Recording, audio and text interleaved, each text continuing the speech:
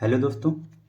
आज के इस वीडियो लेक्चर में हम लोग यूपी बोर्ड या फिर कह सकते हैं यूपी और सीबीएसई बोर्ड दोनों के इंटरमीडिएट में ग्रामर सेक्शन में जो ट्रांसफॉर्मेशन ऑफ सेंटेंसेज है उस टॉपिक के बारे में पढ़ेंगे और हम लोग जानेंगे कि किसी वाक्य का ट्रांसफॉर्मेशन आखिर होता क्या है, क्या किस चीज़ को हम लोग ट्रांसफॉर्मेशन ऑफ सेंटेंसेज के रूप में जानते हैं, जिसको हिंदी में कहा जाता है वाक्यों का स्थानांतरण। तो आज का जो हमारा टॉपिक है वो है ट्रांसफॉर्मेशन ऑफ सेंटेंसेज। तो ये जो क्लासेस चलेंगे यहाँ पे वीडियोस की, इस प्लेलिस्ट की सभी वीडियोज हम लोग ट्रांसफॉर्मेशन पर आधारित एक्सरसाइज को करेंगे, नए नए तरीके सीखेंगे कि किस प्रकार से किसी वाक्य को ट्रांसफॉर्म किया जाता है। तो उसको जानने से पहले हम लोग ये जानते हैं कि आखिर ट्रांसफॉर्मेशन ऑफ सेंटेंसेज होता क्या है, जिसको हिंदी में क्या कहते हैं, वाक्यों का स्थानांतरण। जैसा कि यहाँ पर मैंने इसका डेफिनेशन लिखा हुआ है, क्या लिखा है, the process to transform a sentence is to change it from one grammatical form to another without altering its meaning is called transformation of sentences। तो अगर बात करेंगे इसके हिंदी अर्थ की तो उसको थोड़ा समझने की कोशिश करते हैं कि वह प्रक्रिया या फिर कह सकते हैं कि किसी वाक्य को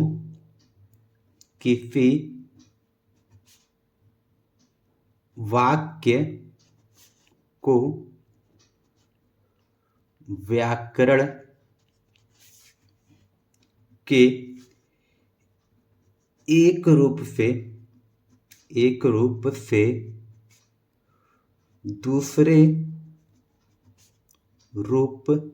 के एक रूप से दूसरे रूप में परिवर्तित करने की प्रक्रिया। मैंने क्या लिखवाया कि किसी वाक्य को व्याकरण के एक रूप से दूसरे रूप में परिवर्तित करने की प्रक्रिया जिससे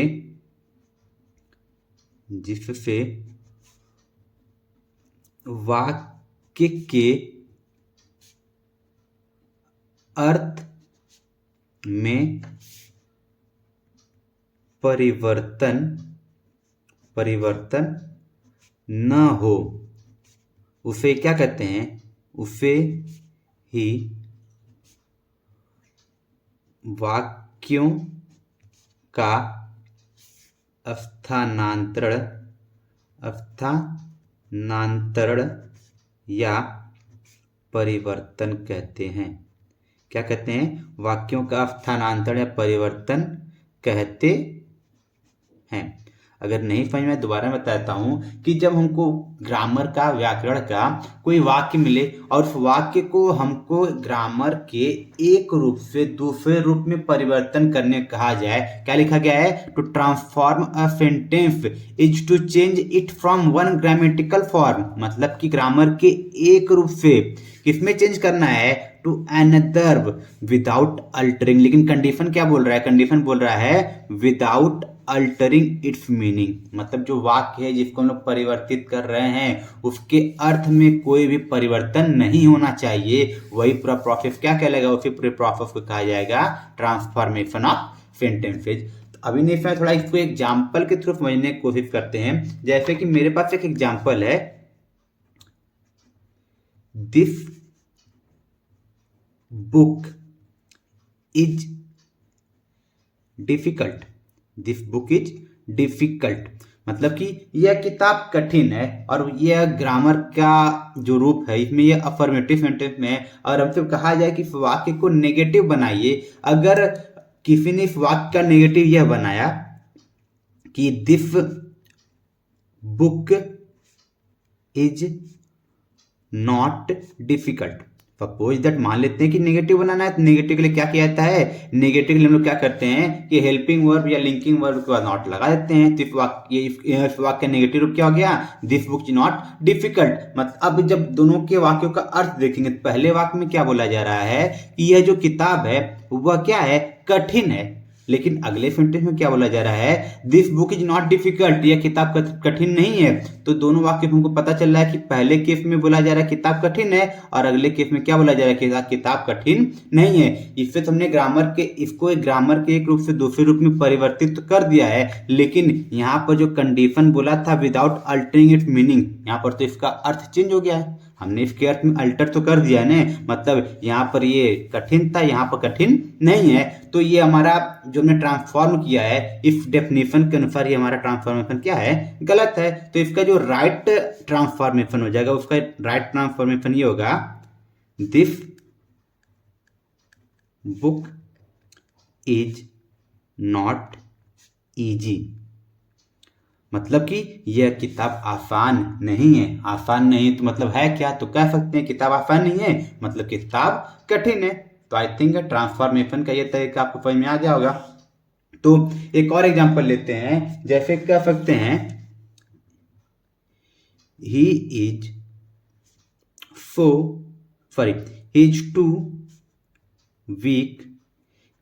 वीक टू रन, मतलब कि वह इतना कमजोर है जितना नहीं होना चाहिए दौड़ने के लिए, अर्थात तो बहुत ही ज्यादा कमजोर है कि वह दौड़ नहीं सकता है। तो जब इसको मैं ट्रांसफॉर्म करूंगा तो इसका ट्रांसफॉर्मेशन हो जाएगा, ही इज टू, सॉरी ये टू नहीं होगा तो यहाँ पे टू हट जाएगा, ये जाएगा he is so weak that he can not run. तो पहले सेंटेंस में जो इसका अर्थ था कि वह इतना कमजोर है कि वह दौड़ नहीं सकता है, यहाँ पर यहीं पे इसका अर्थ ये भी निकल रहा है, शो भी कि इतना कमजोर है दैट की ही कैन नॉट रन, वो दौड़ नहीं सकता है। अब बात करते हैं कि हमको डिफरेंट मेथड ऑफ ट्रांसफॉर्मेशन जानना है कि ट्रांसफॉर्मेशन करने के अलग अलग मेथड्स क्या हैं। तो हमारा जो अगला हेडिंग है वो है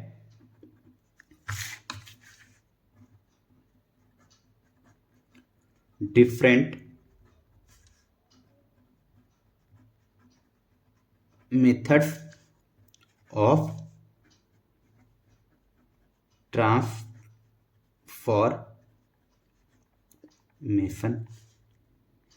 तो अभी को जो मैंने ये एग्जाम्पल बताया जहां पर हमको एडवर्ब टू का प्रयोग किया गया था, तो हमारे जो वैसे तो ट्रांसफॉर्मेशन के वाक्यों को ट्रांसफॉर्म करने के अलग अलग मेथड है, कई सारे मेथड्स हैं, लेकिन जो हमको पहला सेंटेंस सीखना है, हमको पहले सेंटेंस में जहां पर हमको ट्रांसफॉर्म करना सीखना है जहां पर ये एडवर्ब टू कंटेन हो, मतलब जिन वाक्यों में एडवर्ब टू का प्रयोग हुआ हो, हमको उन वाक्यों को ट्रांसफॉर्म करना सीखना है। यहाँ पर हम लोग इस एडवर्ब टू को रिमूव करना भी सीखेंगे और आगे के प्रोसेस में हम एडवर्ब टू को वाक्य में लगाना भी सीखेंगे।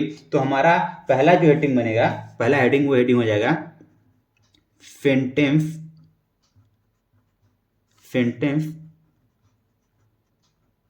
Containing adverb too, sentence containing adverb to.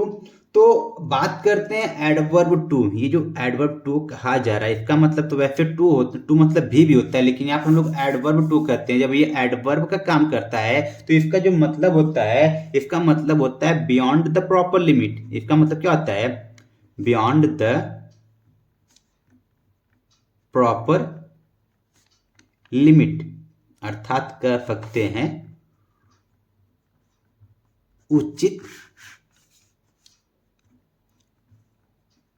सीमा से अधिक।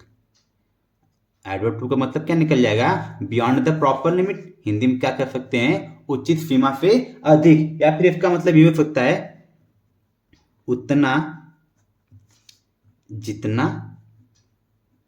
नहीं, उतना जितना नहीं, अर्थात कोई चीज इतनी है उतना होना जितना, जहां पर उसका उतना नहीं, सॉरी कह सकते हैं कि अर्थात किसी चीज का उतना होना पाता है जितना उसका नहीं होना चाहिए। तो ये हमेशा जो एडवर्ब टू होता है इसका जो अर्थ होता है, जो इसका सेंस होता है वो नेगेटिव होता है। ये क्या होता है, नेगेटिव। अर्थात अगर किसी वाक्य में एडवर्ब टू का प्रयोग हुआ होगा तो वहां पर वो जो वाक्य बनेगा वो एक तरफ नेगेटिव का अर्थ रखेगा, नेगेटिव सेंस में उस वाक्य को लिखा जाएगा। तो हमको जो पढ़ना है, हमको पढ़ना है रिमूवल ऑफ टू। जो हमारी पहली हेडिंग होगी उसमें हमको जानना है रिमूवल ऑफ टू। अर्थात हम लोग सीखेंगे कि अगर किसी वाक्य में एडवर्ब टू का प्रयोग हुआ हो तो उसको रिमूव कैसे करेंगे, रिमूवल ऑफ एडवर्ब टू, हमको ये सीखना है। तो इसको हटाने से पहले हम लोग ये जाने कि एडवर्ब टू का प्रयोग वाक्य में कितने प्रकार से होता है। तो एडवर्ब टू का वाक्य में प्रयोग दो प्रकार से होता है। क्या कह सकते हैं, एडवर्ब टू का प्रयोग वाक्य में दो प्रकार से होता है, तो इसमें पहला जो उसका तरीका होता है कि इसमें वाक्य के बीच में एडवर्ब टू का प्रयोग हुआ होगा। क्या आ जाएगा, पहले तरीके में एडवर्ब टू आया होगा, उसके बाद या तो एडजेक्टिव आएगा या तो क्या आ जाएगा, एडवर्ब आ जाएगा। एडीजे मतलब एडजेक्टिव, एडीवी मतलब एडवर्ब, और इसके बाद क्या आ जाएगा, इन्फिनिटिव। इसके बाद क्या आ जाएगा, इन्फिनिटिव। इन्फिनिटिव मतलब टू प्लस वर्ब की फर्स्ट फॉर्म। एक तरीका तो हो गया। और दूसरे तरीके में क्या होता है, यह बिना इन्फिनिटिव का आता है। मतलब दूसरे तरीके में इसके बाद क्या आ जाएगा, सिर्फ एडवर्ब टू होगा और इसके बाद क्या आ जाएगा, एडजेक्टिव या फिर एडवर्ब। तो ये हो गया हमारा वाक्य में इसके दो तरीके से प्रयोग होते हैं। तो अब हम लोग सीखेंगे कि फिर वाक्य में जब एडवर्ब टू का प्रयोग हो जाए, जहां पर इसके साथ इन्फिनिटिव लगा हो, वहां पर हम लोग एडवर्ब टू को रिमूव कैसे करेंगे। अब उस तरीके को हम लोग सीखना प्रारंभ करेंगे। तो इसमें इसके भी कई नियम है, तो हम लोग इसको एक एक करके शुरू करते हैं। जो पहला नियम है, एडवर्ब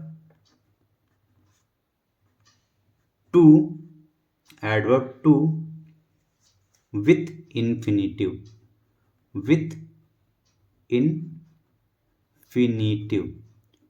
तो अब हमको क्या सीखना है, हमको सीखना है कि यदि वाक्य में एडवर्ब टू का प्रयोग किसके साथ हुआ हो, इन्फिनिटिव के साथ प्रयोग हुआ हो, तो इसको हम लोग कैसे रिमूव करेंगे और कैसे रिमूव करके हम लोग इस वाक्य का ट्रांसफॉर्मेशन करेंगे। तो मैं पहले बता देता हूँ, जब भी एडवर्ब टू वाला वाक्य होगा उसका जो स्ट्रक्चर होगा, संरचना होगा, वो अफर्मेटिव के अकॉर्डिंग होगा। लेकिन जब इसको ट्रांसफॉर्म करेंगे, अब मैंने जैसा कि पहले बता दिया कि जो एडवर्ब टू होता है उसका सेंस क्या होता है, नेगेटिव होता है। तो इसी वजह से जब भी एडवर्ब टू के वाले वाक्यों को ट्रांसफॉर्म किया जाएगा, मतलब एडवर्ब टू को रिमूव किया जाएगा, तो जो बनने वाला वाक्य होगा वो हमेशा क्या हो जाएगा, नेगेटिव होगा। और यहाँ पर जो एडवर्ब टू कंटेनिंग वाक्य होते हैं, जो सेंटेंस होते हैं, वो सिंपल सेंटेंस होते हैं। लेकिन जब एडवर्ब टू को रिमूव करते हैं तो जो बनने वाला वाक्य होता है वो कॉम्प्लेक्स सेंटेंस बनता है।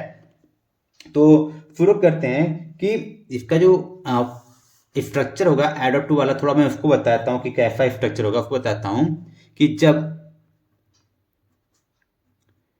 किसी वाक्य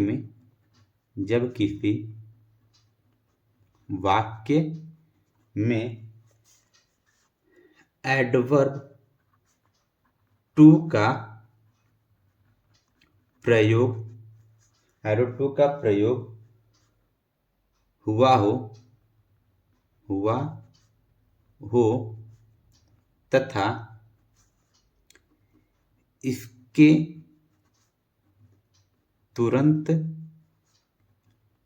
बाद एडजेक्टिव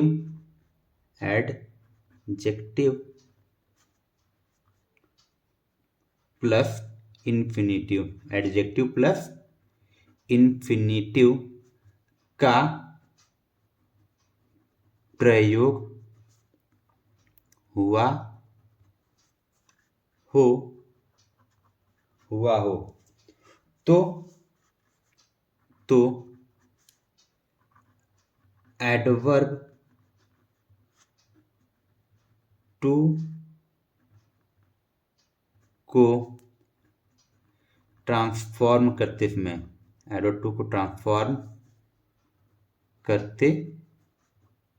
समय, या फिर कह सकते हैं एडवर्ब टू वाले वाक्य को, यहाँ पर छूट गया है, एडवर्ब टू वाले वाक्य को ट्रांसफॉर्म करते समय हमारा पहला प्रोसेस क्या होगा? तो इसमें पहला नियम होगा टू की जगह सो का प्रयोग करते हैं, सो का प्रयोग करते हैं। मतलब हमारा पहला नियम क्या बना? जब हम लोग एडवर्ब टू वाले वाक्य को ट्रांसफॉर्म करेंगे, मतलब एडवर्ब टू को जो हम लोग क्या सीख रहे हैं, हम लोग सीख रहे हैं रिमूवल ऑफ टू, मतलब टू को हटाना। तो हम लोग को जब इसको टू को हटाने की बात करेंगे तो हम लोग को पहला पॉइंट हमारा क्या होगा? पहला हमारा जो तरीका होगा, जो जहां पर एडवर्ब टू लिखा होगा उसको किस में बदल देंगे? उसको बदल देंगे सो में। उसके बाद जो हमारा अगला पॉइंट बनेगा, अगले पॉइंट में हम लोग क्या करेंगे? अगले पॉइंट में हम लोग करेंगे कि जो एडजेक्टिव होगा, एडजेक्टिव के तुरंत बाद, मतलब वाक्य में मैंने जैसा लिखा है कि टू का प्रयोग हुआ तो इसके तुरंत बाद क्या आया हो? एडजेक्टिव। तो जो एडजेक्टिव होगा उस एडजेक्टिव के तुरंत बाद किसका प्रयोग करेंगे? एडजेक्टिव के तुरंत बाद दैट का प्रयोग करते हैं, दैट का प्रयोग करते हैं। ये हो गया हमारा अगला पॉइंट।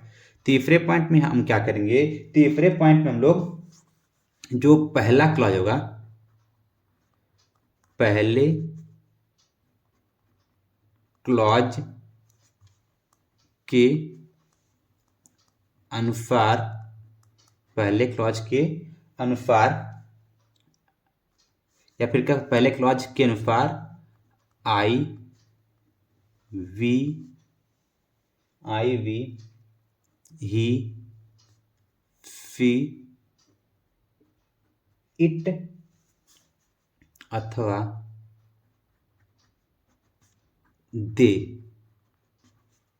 दे में से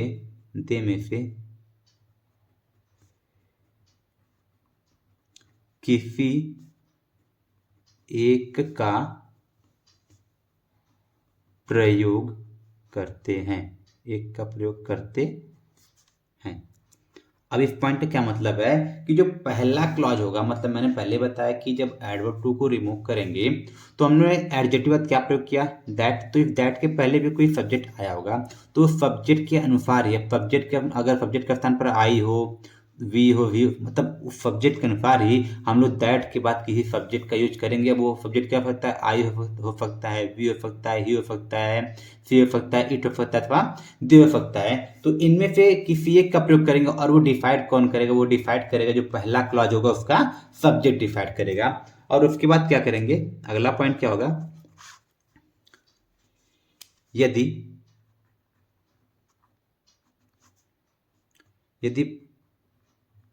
पहला क्लॉज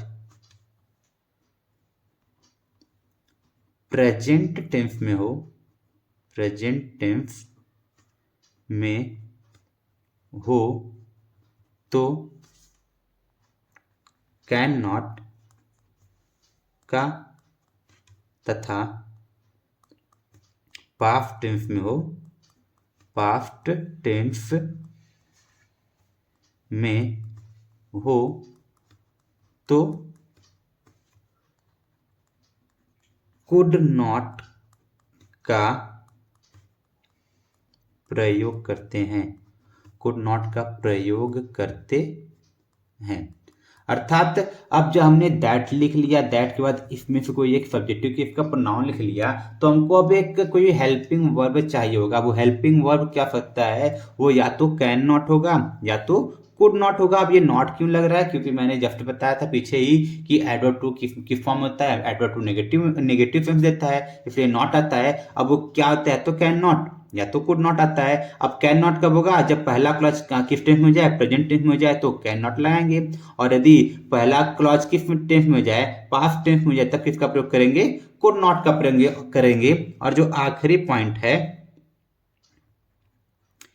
इन्फिनिटिव को वर्ब की फर्स्ट फॉर्म में बदल देते हैं। मतलब कि जो स्ट्रक्चर में हमको मिला था कि यहाँ पर किसका प्रयोग हुआ होगा, इन्फिनेटिव अर्थात टू प्लस वर्ब की फर्स्ट फॉर्म का प्रयोग हुआ होगा। यहाँ से इन्फिनेटिव किस बदल देंगे, वर्ब की फर्स्ट फॉर्म में, अर्थात ये जो टू होगा इसको क्या करेंगे, उसको रिमूव कर देंगे। तो आगे अब हमको इसका एक स्ट्रक्चर चाहिए होगा कि स्ट्रक्चर इसका क्या बनेगा। स्ट्रक्चर कुछ ऐसा इसका बन जाएगा, एड और टू को रिमूव करने के बाद का स्ट्रक्चर बनेगा subject plus helping verb plus so plus adjective plus that plus subject. अब ये सब्जेक्ट क्या होगा, पहले सब्जेक्ट के अनुसार यहां पर सब्जेक्ट आएगा, उसके बाद क्या आ जाएगा, कैन नॉट या कुड नॉट। उसके बाद क्या आ जाएगा, वर्ब की फर्स्ट फॉर्म, और कोई अगर ऑब्जेक्ट अदर वर्ड होगा तो इसके बाद क्या लिखेंगे, अदर वर्ड्स लिखेंगे। तो ये हमको मिल गया एक स्ट्रक्चर जहां पर हम लोग एडवर्ब टू को रिमूव करना सीखेंगे। तो आगे बढ़ते हैं, इसके एग्जाम्पल को थोड़ा समझने की कोशिश करते हैं। इस स्ट्रक्चर का प्रयोग करके जो नियम हमने लिखा है उसका प्रयोग करके, तब चीजें थोड़ा ज्यादा क्लैरिफाई जाएंगी। तो जैसे कि हम लोग ये लिख दें कि he is too old to run. तो पहले देखते हैं कि जो हमने तरीका पढ़ा उसमें ये वाक्य जो है ये उस पर फॉलो कर रहा है कि नहीं। तो मैंने बताया था कि इसमें वाक्य क्या होगा कि जब वाक्य में किसका प्रयोग हुआ हो, एडवर्ब टू का। तो हम लोग देखेंगे यहाँ पर इस वाक्य में एडवर्ब टू आ गया है, और इसके बाद क्या आ जाए, एडवर्ब टू के बाद क्या आ जाए, इसके तुरंत बाद एडजेक्टिव और प्लस इन्फिनेटिव। तो इसको जब ध्यान से देखेंगे इस वाक्य को, एडवर्ब टू तो आ गया है, इसके बाद ये ओल्ड मतलब पूरा, ये एडजेक्टिव आ गया, और टू प्लस वर्ब की फर्स्ट फॉर्म ये बन गया इन्फिनेटिव, मतलब वो स्ट्रक्चर को फॉलो कर रहा है। तो हमको यहाँ पर एडवर्ब टू को रिमूव करना है, इसको ट्रांसफॉर्म करना है ग्रामर के एक रूप से दूसरे रूप में। हम लोग देखेंगे तो इस वाक्य में कोई भी नेगेटिव वर्ड नहीं है, तो इसका मतलब ये अफर्मेटिव सेंटेंस में है। तो इसको जब हम लोग ट्रांसफॉर्म करेंगे, तो मैंने बोला कि एडवर्ब टू नेगेटिव सेंस रखता है, इसलिए इसका ट्रांसफॉर्मेशन नेगेटिव सेंटेंस में होगा। तो इसको ट्रांसफॉर्म करने के लिए क्या करेंगे, तो पहली बात तो ये जो पहला दो सब्जेक्ट और वर्ब होंगे ये तो उतर जाएंगे, ही इज ये उतर गया। पहला नियम क्या था, देखो सब्जेक्ट हो गया, हेल्पिंग वर्ब हो गया, लिख चुके हैं। अब टू की जगह क्या हो जाएगा, फो हो जाएगा। तो यहाँ पे हमने क्या लिख दिया, फो। अब इसके तुरंत बाद जो एडजेक्टिव है, एडजेक्टिव क्या है, ओल्ड है, उसको क्या करेंगे, उतार लेंगे। हो गया, ही इज फो ओल्ड। और जैसे ही हमने एडजेक्टिव लिखा है, इसके तुरंत बाद क्या लिखना होगा, दैट। तो यहाँ पर क्या आ जाएगा, दैट आ जाएगा। आई थिंक यहाँ तक समझ में आया होगा। अब आगे क्या करना है, सब्जेक्ट लिखना है। तो मैंने पहले बोला था पहले क्लॉज के अनुसार, यहाँ पर क्या लिखा है मैंने, पहले क्लॉज के अनुसार आई वी ही सी इट अथवा दे में से किसी एक का प्रयोग करते हैं। तो पहला क्लॉज क्या बना, पहला क्लॉज ये पूरा बना। तो इस पहले क्लॉज में सब्जेक्ट क्या है, ही है। तो जब सब्जेक्ट ही है तो ही के अनुसार, यहाँ पर सब्जेक्ट ही है तो ही के अनुसार यहाँ पर सब्जेक्ट क्या आ जाएगा, ही आ जाएगा। तो ये हो गया हमारा सब्जेक्ट ही। अब हमको क्या लिखना है, या हाँ, तो हमने क्या देखा कि जब हमको इस एडवर्ब टू को रिमूव करना है तो हमने क्या किया, पहले यहाँ पर जो सब्जेक्ट था ही उसको लिख लिया, उसका जो हेल्पिंग वर्ब था उसको लिख लिया। इस स्ट्रक्चर के अकॉर्डिंग पहले सब्जेक्ट आ गया, उसके बाद हेल्पिंग वर्ब, उसके जो एडवर्ब टू होगा उसको हमको किस में रिमूव करना था, फो में। तो हमने इसके एडवर्ब टू की जगह क्या लिख दिया, फो लिख दिया। और उसके तुरंत बाद जो एडजेक्टिव आया था, एडजेक्टिव क्या था हमारे पास ओल्ड, तो ओल्ड को हमने यहाँ पर लिख लिया है। यहाँ तो क्लियर था। अब इसके तुरंत बाद क्या करना था हमको, जो वाक्य में ये एडजेक्टिव था, एडजेक्टिव के तुरंत बाद हमको क्या लिखना था, दैट लिखना था। क्योंकि मैंने बताया कि जब एडवर्ब टू को हम लोग रिमूव करते हैं तो जो बनने वाला वाक्य होगा वो कॉम्प्लेक्स होगा। तो यहाँ पर हमने एक सबऑर्डिनेटिंग कंजंक्शन दैट का प्रयोग कर लिया। ये बात क्लियर हुई। तो आगे देखते हैं, हमको आगे सब्जेक्ट लिखना है। तो मैंने जो पीछे नियम बताया जहां पर मैंने कहा कि हमको क्या करना है कि पहले क्लॉज के अनुसार आई वी ही सी इट अथवा दे में से किसी एक का प्रयोग करना है। तो हम लोग देखेंगे जो पहला क्लॉज है, पहले क्लॉज में दैट पे पहला वाला पूरा क्लॉज है, तो यहाँ पर जो सब्जेक्ट ही है तो ही के अनुसार ही हमको अगला सब्जेक्ट लिखना है। तो ही हमको एक प्रोनाउन मिल गया नॉमिनेटिव के, हमको सब्जेक्ट ही चाहिए, नॉमिनेटिव केस ही चाहिए। तो ही के अनुसार यहाँ पर क्या आ जाएगा, ही आ जाएगा। अब हमको क्या लिखना है, या तो कैन नॉट या तो कुड नॉट, तो कैन नॉट कब लिखना था, जब पहला क्लॉज किस टेंस में हो, प्रेजेंट टेंस में हो, और कुड नॉट कब लिखना था, जब पहला क्लॉज पास्ट टेंस में हो। और हम लोग जब देखेंगे तो पहला क्लॉज इज आया है और इज ये बता रहा है कि ये किस टेंस में हो गया है, ये हो गया है प्रेजेंट टेंस में। जब ये प्रेजेंट टेंस में है यहाँ पर तो इसलिए हम लोग किसका प्रयोग करेंगे, कैन नॉट का। तो हमने यहाँ पर क्या लिख दिया, कैन नॉट। और हमेशा कैन नॉट साथ में होता है, कैन अलग और नॉट अलग नहीं लिखते। जब भी कैन और नॉट आता है हमेशा क्या आता है, साथ में आता है। अब उसके बाद हमको क्या लिखना था, जो इन्फिनिटिव था उसको किस में चेंज करना था, वर्ब की फर्स्ट फॉर्म में। तो यहाँ पर जो टू रन लिखा हुआ है, फिर टू क्या हो जाएगा, ये रिमूव हो जाएगा। यहाँ पर क्या लिख लेंगे, रन। अब आगे तो ये अदर वर्ड है नहीं, तो सेंटेंस हमारे यहाँ पर क्या हो जाएगा, खत्म। तो इस तरह से यहाँ पर हमने एडवर्ब टू को रिमूव करके ये सेंटेंस बना लिया है और हमारा ये ट्रांसफॉर्मेशन होता है कंप्लीट। तो इसी तरह ये सेंटेंस हमारा ट्रांसफॉर्म हो गया।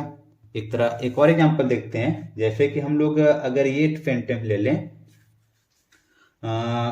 ही इज, क्या ले लें, he is too proud, he is too proud to learn, he is too proud to learn. हमारे पास अगला सेंटेंस नहीं मिला। यहां पर हमको क्या करना है, एडवर्ब टू को रिमूव करना है। तो थोड़ा इसको रिमूव करते हैं हम लोग। तो क्या कहता है स्ट्रक्चर, सबसे पहले सब्जेक्ट उतर जाएगा, जो सब्जेक्ट होगा उसको उतार लेंगे। तो एक काम करते हैं, इसके सब्जेक्ट को चेंज करते हैं। हम लोग यहाँ पर क्या लिख देते हैं, राम लिखते हैं, Ram is too proud to learn. तो ये हो गया। अब जब सब्जेक्ट राम हो गया तो हमने यहाँ पर क्या लिख लेंगे, राम लिख देंगे। अब राम हो गया, अब हेल्पिंग वर्ब भी उतर जाएगा, राम इज। टू को किस में चेंज करना है, टू को चेंज करना है सो में। तो ये क्या हो जाएगा यहाँ पर, सो, राम इज सो। अब ये जो एडजेक्टिव होता है, एडजेक्टिव क्या कर लेते हैं, उतार लेते हैं। तो एडजेक्टिव क्या है, प्राउड। तो यहाँ पर हमारा हो गया proud, Ram is so proud. अब इसके तुरंत बाद क्या लिखना है, खुद से दैट लिखना है। ये हमारा आ गया दैट, ये दैट हो गया। अब क्या लिखना है, सब्जेक्ट। तो सब्जेक्ट कौन डिसाइड करेगा, पहले क्लॉज का, वाक्य पहले क्लॉज में आया हुआ सब्जेक्ट। तो पहले क्लॉज में आया हुआ सब्जेक्ट क्या है, राम है। राम जो कि एक नाउन है। अब जब नाउन है तो हमको राम का नंबर, पर्सन देखना होगा और जेंडर देखना होगा। उसी के अनुसार हमको यहाँ पर एक सब्जेक्टिव केस का प्रोनाउन लिखना है। तो हम लोग जब देखेंगे, राम किसी लड़के का नाम होता है और ये प्रॉपर नाउन है, मतलब प्रॉपर नाउन है तो ये सिंगुलर होगा, क्योंकि प्रॉपर नाउन सिंगुलर होता है, एक वचन होता है। और राम लड़के का नाम है, मतलब इसका जेंडर हो गया है मैस्कुलिन। तो अब हमको वो प्रोनाउन चाहिए जो क्या होता है, मैस्कुलिन जेंडर होता है और वो सिंगुलर होता है। तो हमको वहां वो प्रोनाउन क्या दिखेगा, ही दिखेगा, क्योंकि ही हमेशा मैस्कुलिन जेंडर लेता है और ये सिंगुलर होता है। तो यहाँ पर सब्जेक्ट राम के अनुसार क्या हो जाएगा, ही हो जाएगा। और फिर से देखेंगे पहला क्लास किस टेंस में, प्रेजेंट में, क्योंकि यहाँ पर इज का प्रयोग हुआ है और इज से बनने वाले वाक्य प्रेजेंट में होते हैं। तो इसमें इसलिए यहाँ पर किसका प्रयोग करेंगे, कैन नॉट का। तो ये क्या हो गया हमारा, can not. Ram is so proud that he can not. अब बचा हुआ क्या है, टू लर्न। तो यहाँ पे टू रिमूव होगा, बचेगा क्या, लर्न। आई थिंक यहां तक ये बात समझ में आ गई होगी। तो आज का वीडियो हम लोग यहीं पर खत्म करते हैं। आगे की वीडियोज में हम एडवर्ब टू के और भी जो तरीके हैं, जहां पर हम लोग एडवर्ब टू को रिमूव करना सीखेंगे।